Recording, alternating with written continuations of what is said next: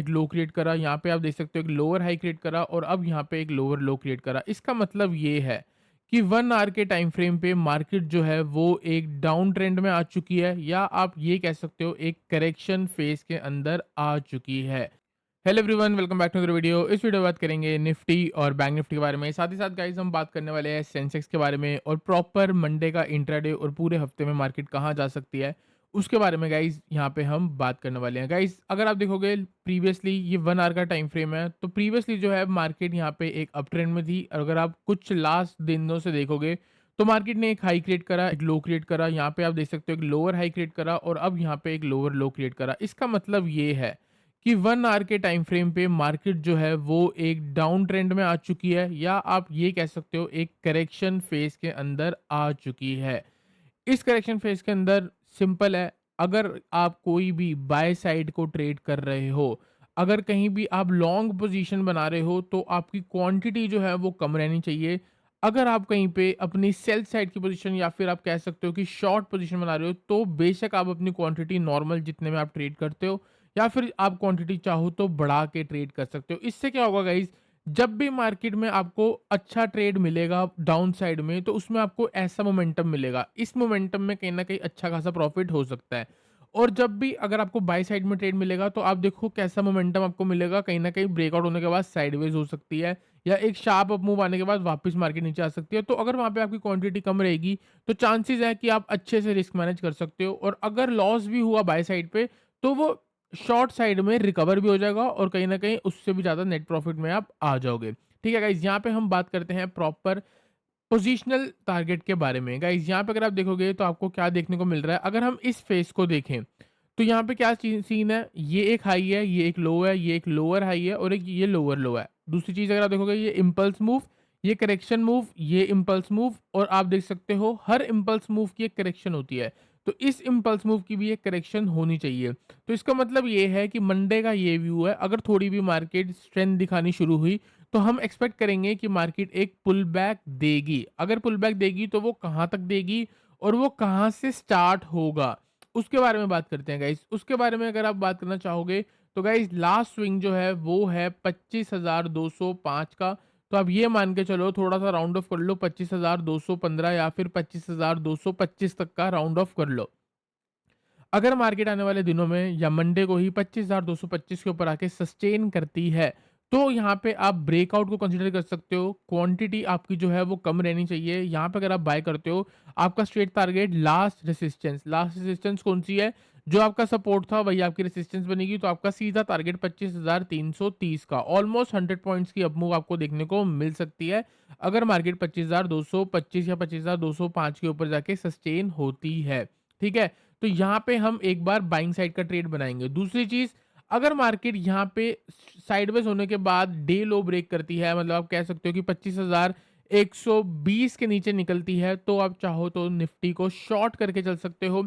छोटा-सा 50-60 पॉइंट का stop loss लगा सकते हो। टारगेट होगा आपका डाउन साइड में गाइस 25,000, वैसे तो 25,090 बनता है, लेकिन सिर्फ 30 पॉइंट्स का है। तो यहाँ पे जो सेल साइड का ट्रेड है ना कल, आपका पक्का फेल होने वाला है। क्यों फेल होने वाला है? अगर आप यहाँ पे ब्रेकआउट देख के शॉर्ट करोगे, तो गाइज़ ये 25,090, अगर आपको याद होगा, मैंने जब आपको यहाँ से मार्केट में शॉर्ट कराया था इस लेवल से, तो मैंने आपको टारगेट क्या दिया था, 25,090 का। वो क्यों दिया था? गाइज़ ये जो पूरी इम्पल्स मूव आई है ना, इसका 0.5 लेवल जो है फिबोनाची का, वो है 25,090, और वो अपने आप में एक स्ट्रॉन्ग सपोर्ट होता है।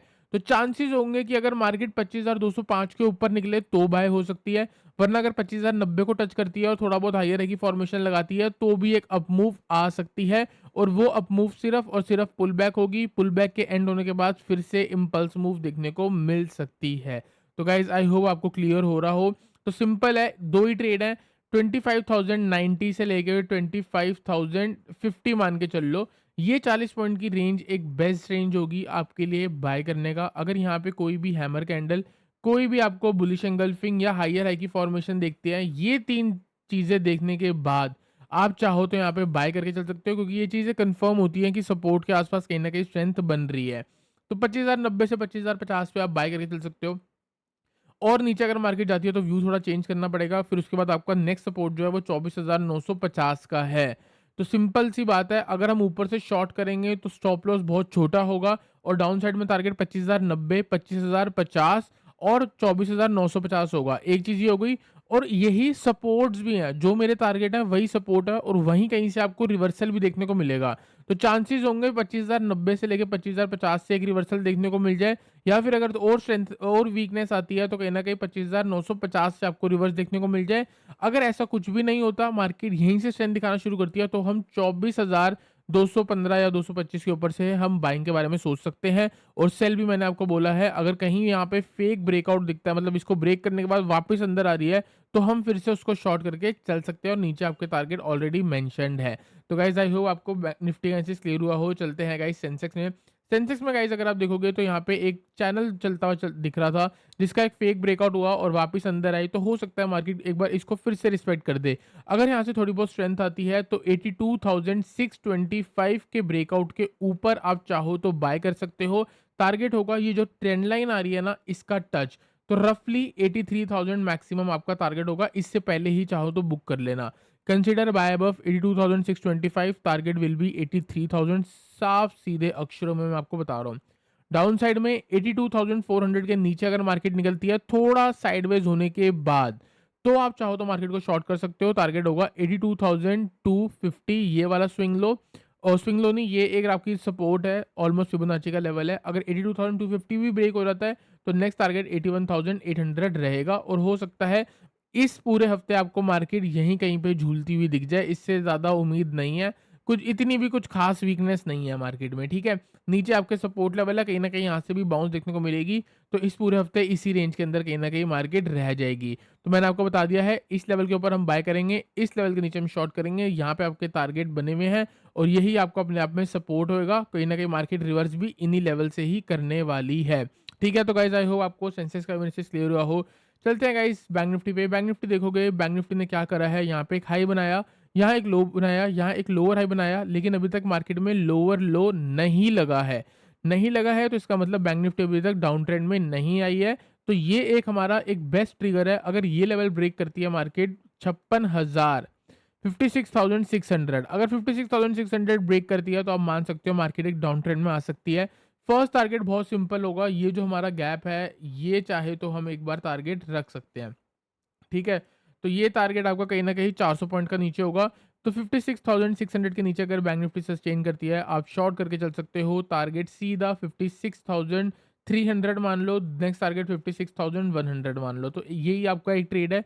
दूसरा ट्रेड, अगर मार्केट इसी का सपोर्ट लेके ये लास्ट स्विंग ब्रेक करती है तो आप बाय कर सकते हो। 56,850 के ऊपर बैंक निफ्टी अगर सस्टेन करती है, आप बाय कर सकते हो। टारगेट होगा 57,000 एंड 57,100 एंड 57,200। इसके अलावा बैंक निफ्टी में कोई भी ट्रेड नहीं बनते। जो भी होगा वो आपको हमारे टेलीग्राम चैनल पे मिल जाएगा। टेलीग्राम चैनल का जो लिंक है गाइस, वो आपको डिस्क्रिप्शन पे मिल जाएगा। आप चाहो तो अभी के अभी वहाँ से ज्वाइन कर सकते हो गाइस। वीडियो अच्छी लगी तो वीडियो लाइक करना, चैनल को सब्सक्राइब करना। मिलते हैं नेक्स्ट वीडियो में एक अच्छे एनालिसिस के साथ।